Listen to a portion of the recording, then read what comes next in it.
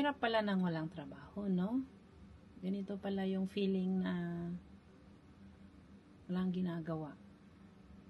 Last week, sabi ko, sana makaalis na yung mga amo ko para maging free man lang ako at makatulog ako ng tama.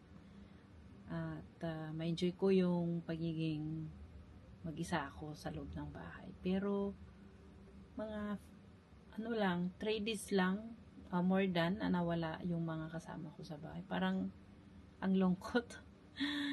Alam nyo yun, hinahanap ko pa rin talaga yung ingay ng bahay. Kaya ang tahimik ang bahay namin today. Kaya, yan ay, actually, andito ako sa kwarto ko. Hindi kayo, itutur ko kayo sa sa bahay namin.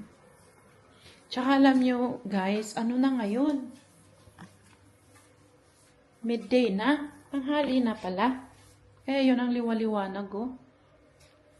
Kaya yun. Sige, babalik na rin natin. Tutur ko kayo sa bahay namin. So, ito yung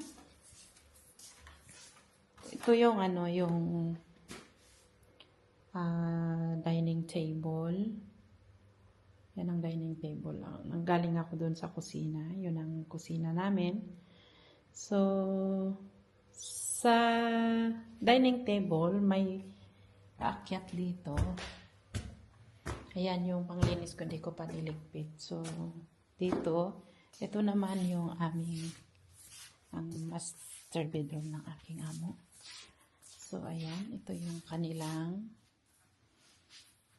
CR. Ayan. Diba ang ganda? Spacious siya talaga. Tapos yun, makikita nyo yun ang yun yung beach park. Beach na yun eh. Tapos, yan. So, aakyat tayo. Ito yung another floor. Ito ang kanilang office. Yan ang office. Tapos, ito yung isang CR. Ito naman yung lagayan ng mga towels, beddings, and everything. So, ito yung kwarto ng bunso. Ayan. Paglinis na ako. Pero, magre-retouch na lang ako pag ganito naman yung kay dalaga. Magre-retouch na lang ako next week bago sila bumalik. At paakyat tayo doon sa pinaka-taas. Ito yung loop. Attic. Ayan ang attic. Diba? Malaki yung bahay ko actually. Ayan, bababa tayo.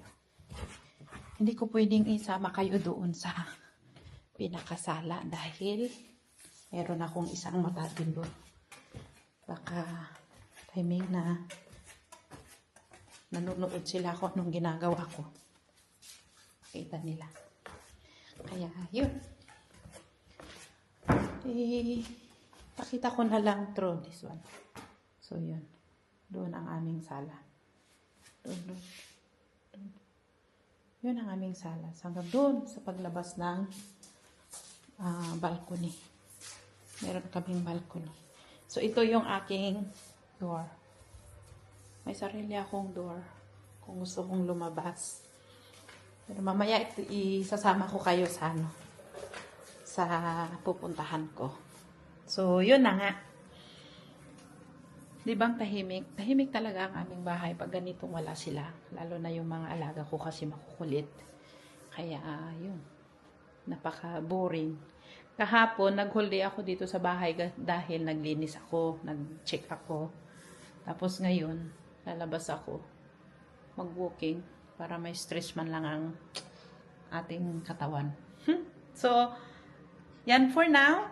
At please, sa mga gustong mag-subscribe sa aking YouTube channel, huwag kalimutan na pindutin yung notification button para lagi kayong updated sa aking mga uploaded na videos, mga explorer, mag-i-explore tayo.